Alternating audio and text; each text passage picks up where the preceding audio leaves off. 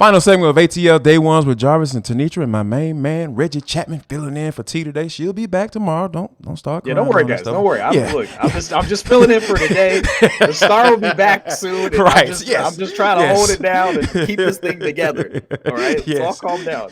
You said it perfectly. The star of this show, absolutely. Tenitra is definitely the star of the show for sure. Now Reggie, this is for the culture. It is the intersection between sports, entertainment, and the culture, and sometimes what the hell we want to talk about, because that's just how we get down on this show. Today is no different because people slick hating on Trae Young again, man. Like, classic. So yeah, it's just classic, man. Just I'm not surprised anymore. When you actually think about it, the guys. There was a list that was sent out to 15 executives at the beginning of this year. So it was after the playoffs.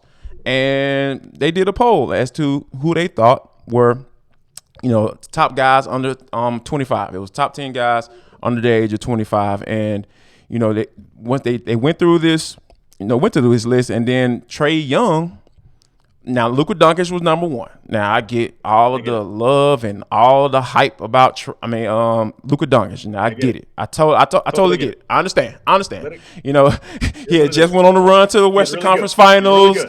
Literally just went on the run to the Western Conference Finals. I get it. I understand. I'm not gonna argue against that. I don't want to go down that rabbit hole because I don't like going back and forth with Mavericks fans because they're absolutely delirious. So, but the thing about it is they dropped Trae in the rankings. Like, so I'm still trying to figure out like what happened. Like, what changed? Did Trae Young not lead the league in total assists? Did Trae Young not lead the league in total points?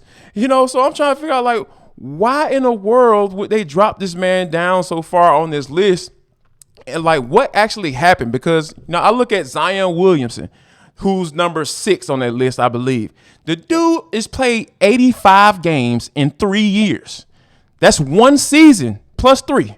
1 season plus 3 in 3 years, and you still would take Zion Williamson over a Trae Young? Reggie, what is going on here, man? Okay, look, just to contextualize it, right? So for the people that haven't seen the article, it's from HoopsHype, and like I said, they've talked to all these different executives. You got Luka at 1, I get it. Jason Tatum's at 2. Okay, you bring a team. Yeah. Jason Tatum is a superstar. I don't care how poorly he played against my Golden State Warriors. Like I said, West Coast guy. I don't care how bad he played against them in the finals. He is a case to be number 1. I think if he didn't break down so much. Ja Morant, okay, I get it. All right. But even then, it's still kind of a toss-up between Trae. But here's where things kind of got crazy for me. I'm thinking, all right, I'm scrolling down this list. Evan Mobley, the center for the Cleveland Cavaliers, is at number 4. And I'm thinking, okay, all right, we can make arguments all over the place. There's no way in the world that Trae Young shouldn't be in the top 5 because surprise, he's actually not. You move on to 5, it's Anthony Edwards, another good guy. He's very good. But he hasn't led the league in total points and total assists. He hasn't averaged 30 a game. Like, he's not a guy leading a team by, you know what I'm saying? And so you're thinking, all right, okay. At some point, Trae has to come in here, and you have to keep waiting. It goes Zion, then it goes Scotty Barnes, which I think is so disrespectful. The dude just played Scotty Barnes over Trae Young, who was an all-star starter this year, right? You get LaMelo Ball at 8. All NBA too. It just doesn't make any sense to me because LaMelo Ball, he played against. That's the thing. Look, Trae Young played against Evan Mobley and Darius Garland, who came in at 10, and he also played against LaMelo Ball in playoff-type situations. They're trying to get into the playoffs, and Trae Young outplayed all of them. And he's listed at number 9 in a top 10 list. I think that's unbelievable. I mean, here's the deal, because I think you can make a lot of arguments about Trae maybe being too small. Or he's just a scorer, and maybe he broke down against this Heat team who, by the way, was really good defensively, guys, and he was the only one on the floor that could really put the ball in the hoop for the Hawks when things got really tight there at the end of these games. So I think he got a really bad rap for that, but there's no reason in the world he should have dropped down to 9. There's no way that I'm picking this many other guys ahead of Trae Young, who has been an all-star multiple times. And guess what? He's only 23 years old. He's going to get better. And this season, as in DeJounte Murray, who is going to add the defensive side of things. And also that scoring. He's going to take some of that pressure off for Trae Young. And I've always believed that as somebody that watched the Warriors franchise build themselves into a championship contender, you know what you have in Steph Curry. all-time shooter, the greatest of all time shooting the basketball, can score Yes. the rock. I think that people don't give him enough credit for his defense, but at the end of the day, some of his, I think he's an underrated defender. But at the end of the day, because of his physical attributes, unfortunately, he's not going to be an all-world defender. It's not his fault. He can try as hard as he wants. He's not going to be an all-time defender. So what they did is they brought some defensive people around him. Draymond Green can guard anybody. Andrew Wiggins 1 is an through 5, unbelievable wherever you defender. pick You know what I one. mean? You've got when they started to really build this franchise, they brought in Andrew Bogut to bring some anchoring to the to defense. He wasn't even an offensive scorer because they knew they had Steph Curry. This is the same thing that I think with the Hawks are trying to do. You bring in DeJounte Murray, who is an all NBA defender, led the league in steals just last season, almost led the league in triple doubles. He was at least top 3. I mean, he is somebody that's going to take so much pressure off of Trae Young, and I think that unfortunately, because Trae Young has been so good so early, I think also, unfortunately, he's being directly compared to Luka Doncic, who is maybe a top 3 player in the NBA. They're expecting more out of Trae Young. Trae Young at age 23 has achieved much more than most people have in their entire NBA careers. And I think to drop him down to 9 after a tough playoff performance where he basically willed his team into the playoffs for the second straight year, I think it's unfair to drop him down to 9, especially after guys behind like Evan Mobley and Scotty Barnes. That's disrespectful. Anthony Edwards, who I also think is really good, is not the player, is not the all-star that Trae Young is. To drop him behind right now at age 23, he's 23 years old, guys. Let's not forget that.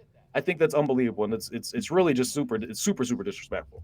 Yeah, it's really disrespectful. And I think what we are experiencing here, I think it is prisoner of moment, right? Because that's why I kind of emphasize this was done in January. So we're fresh off the playoffs, We're fresh off the playoffs, and thinking about, what happened in that previous season, so everybody's kind of taking everything in and getting ready for, getting ready to kind of just make sure everything is okay as far as going into that following season. So because I'll even make an argument for Ja Morant, because let's look at Ja Morant's play. Like, you talking about from a facilitating standpoint, you talking about from knowing when to, facilitate, and from a shooting standpoint, like, Ja Morant doesn't even compare. Now, when you talking about from excitement, the big guard, take it to the rack, dunking on folks, all on the ESPN Sports Center highlights. Yeah, I can see that. Yeah, that's fine. But when you talking about a guy that you can get a rock and say, hey, run this team, take this team, put this team on your back, and go to the playoffs, and like will your team into the playoffs, having to go through Cleveland, go through Charlotte to be able to get in, just to get into the playoffs to play the Miami Heat, the number 1 ranked team in the NBA. So it's just a lot that Trae has accomplished, like you mentioned. And I think that people kind of disregard that. I don't know if it's a little Atlanta hate. Of course I'm gonna say that because I'm born and raised here. The national media is always just going to be anti-Atlanta for whatever reason, and we ain't got time to get into that today. But I think that that's one of the things that we have to make sure we continue to talk about that type of stuff right here on ATL Day Ones, because we ain't gonna let nobody hate on Trae, because Trae is doing exactly what he needs to do. Like you mentioned, he has help with DeJounte Murray, and I believe the Hawks are on to something this year. I think Travis Schlenk and Landry Fields, with him coming in as the general manager of this team, I think there's going to be something very good to look out for this year in this upcoming season, Reggie.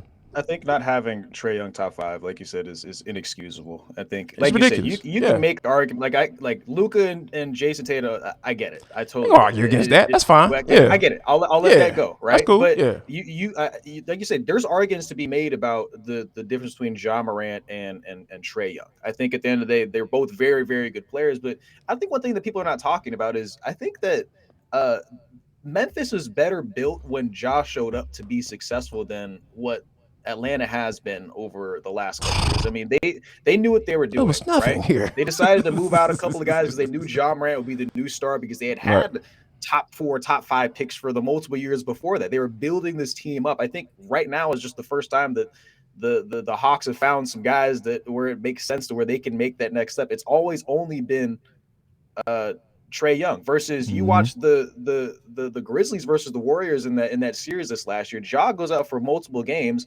You got guys playing out of their mind, right? You got Jaren Jackson Jr. They have a very deep roster. Player. That's what I'm saying. The team is just deeper versus the Hawks. So I think, unfortunately, Ja gets a lot. He's a very good player. Don't get me wrong, but I think prisoner of the moment, he got more help and has gotten more help than Trae Young has gotten. And Trae Young is, but once again, we keep forgetting all NBA player, all-star starter, led the league in points. I mean, we have to take all that into account. He was more available than Ja Morant was. But here's the, I'll let you have Ja, but to have Evan Mobley and Anthony Edwards both ahead of Trae Young. That's what I'm saying. I'll argue. We can argue. Throw all day Scotty about in there too. Yeah, you too, Scotty. Scotty, you getting smoked too, because there's just no reason that either of these guys or any of those three guys should be above Trae Young, who has consistently shown he's one of the best players in the NBA. So I mean, it is what it is. It is. So I think they're on the right track now, though. Yeah, most definitely. I think that, we can definitely stay on the right track, and we appreciate you, man, for rocking with us, Reggie, and we thank you guys for listening to ATL Day Ones with Jarvis and T, part of Locked On Sports Atlanta. Don't forget that we are on Roku and on Amazon, and special programming announcement coming up tomorrow. We have ATL Hangout Fridays. It's going down. Mark Zeno, John Chuckery, myself, and the superstar Tenitra Batiste will be back. So let's go. Make sure y'all come check out ATL Hangout Fridays tomorrow, and we will be talking about some, hopefully, a previewing the Braves, and we will go deep into what the Falcons got to do in order to get a win against the Los Angeles Rams. We thank y'all for listening to ATL Day Ones. Don't go anywhere. We'll be right back tomorrow. So what you waiting on? Y'all come back now, you hear?